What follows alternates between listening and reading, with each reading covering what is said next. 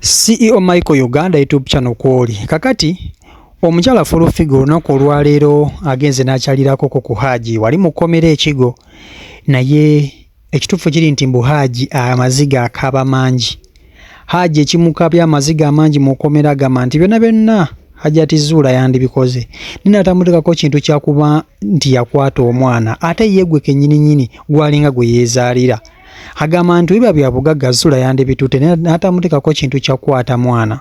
Byonna mbirina era mbikuletedde Fullfigure geno okuba nti ate omwewulirirako byonna abyogedde. Era n'asuubiza nti Haji bw'anaaba avudde mu kkomera agenda kumufunira omukazi omulungi, omukazi ategeera, omukazi awa bbaawe ekitiibwa. Byonna mbirina era Fullfigure mukuleetedde. Kyenjagala okole kuba nti olaba vidiyo eno mpaka weggwayo ate nekira vidiyo gimpere like esobola okuba nti ate etambulira ku speed eya waggulu nnyo nti n'omuntu omulala asobola okuba nti ate alaba vidiyo eno. Kankutuuseko Fullfigure owulire emboozi jajje ewa Haji olabe n'embeera Haji gy'alimu. Fullfigure oyo nabusami nti bwayiwa nabujjawo ate nzimbidde kalina bannange kalina eritugera mbadde ngenda ku Yesu Kristo Munazaresi. Yesu Kristo Bikira Maria wegayaza ono mukazi bamuloga busiru bamukuba mu mpiso bamumubatiza mukiye bannange mugatedde tisiza omuntu wamwe muwagira si mu bubi. Omusajja badde ampa emitwalo ejeji ebiri nakikabiri bannange ntandekeredde mbadde n'abaana balwadde anti mba n'abaana mu ddwaliro wesikinya gwomanyi ringitoni ze tulina gwe mbuliri weeyimyayimya ebyekisuusiru otumanyi gwe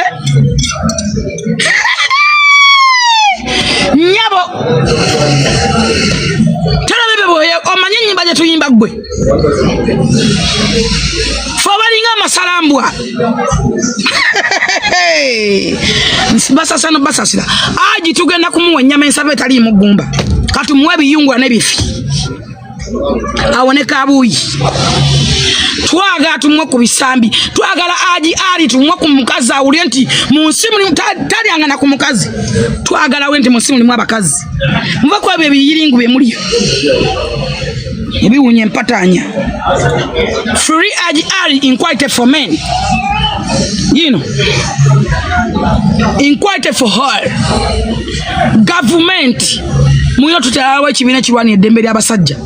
Government mutekewo office nkubira omulanga speaker wa parliament minister wa Kampala mama Nisa Kabanda mutekewo ekibiina kirwani abasajja.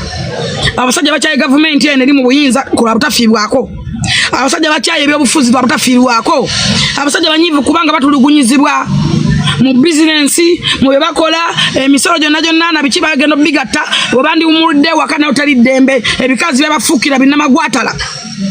ate n'ebikazi nembiwa support kuba kikazo kigenda ku polisi kyali Amaziga bakyagasubula wavanga ku mulato tagala na gaina kibala kwekwatayo kyali Amaziga kyagalimanga nkuba omanya omuntu atatanyisa ziga gwe nakikabina kyusoluba oli omukazi mumutya wannange ejjini lye Mombasa omwana ayimba mutonyumiza muzimu omulala ayimba ejjini omusambwa lino guno mugwe Mombasa gwe kamwa kano kaba kamwako mpano mbya babekulu kamwako olulimi kamwako obulinga afukana abo olinga yeddukaniro oduka tewali akugoba bwakyo duka nga tolina kugoba. Bannange mumisinga yanze nange bulungi ate bannange namusiba taliwo nange wenyama okuba mbabere mu kyoto tukola tutya tubuulira nonsense tetwagala kumanya swaitani gwe jini omusiri kuono twategedde ne gyologere ewa mami ewoyima emugundi mwani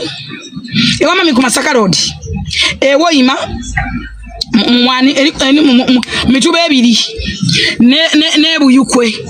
kati no tutye kibaita investigation tutyenga ne gyobadde ogenda tumanyiyo ojja kulya ejjusa eddogo limala ne lifuluka Allah yatafuluka Katonda w'ekitiibwa Yesu Kristo gwe tusinza yatafuluka wesigame ku Katonda bukimu kyekoloza kifatu omera abasajja afenga tabatwetamwa lwaki omusajja buli lwakuyingira kulabanga omupya ne wabagivudde mwana bange empya lwansonga twesigama ku Allah wekitiibwa twesigama Katonda mutu eyatutonda oyo n'obwenkanya n'olisanga amasajja amakombo twagana fedeni ebakoleko deni o Amaziga kulimigo kaga ajali tusaba police tuyambe bakoleko deni tulabe enkwasozo z'abasajja bameka mulekera busiriwa z'abaana b'abantu nze nina omwana omulenzi nina omusajja saagala musajja wange kulema makombo I'm going to stand with ajali paka ku end ne mwana basembi nja kusemba naye bwana wangu nanja kuwangula naye I never change my mind nze kan babuli mulekera okutulugunya abaana b'abantu tuwe emibiri emigwe enyunguli tugenda kukuwa ebisambi va ku busambi tugenda kukuwa ebisambi njagalo jobere mu byana ogwe mu byana I'm going to stand with paka kusawa esembayo I'm telling you sagala mwekoye bampita Fullfigure tati ampana ntandise twaga tukuwa abakazi bebayita abakazi tolyanga ku bakazi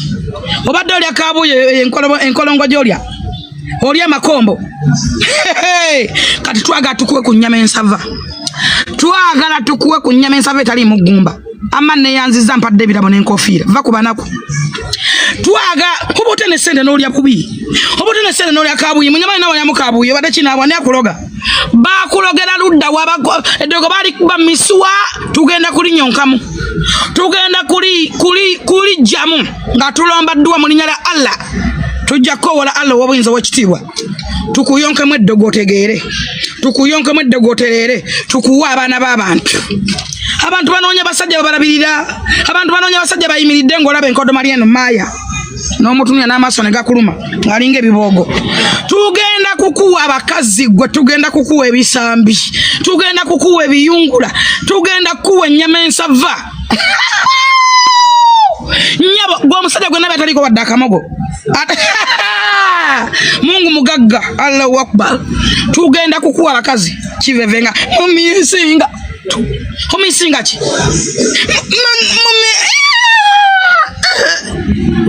Amaziga wagalimawa wagasubula kwani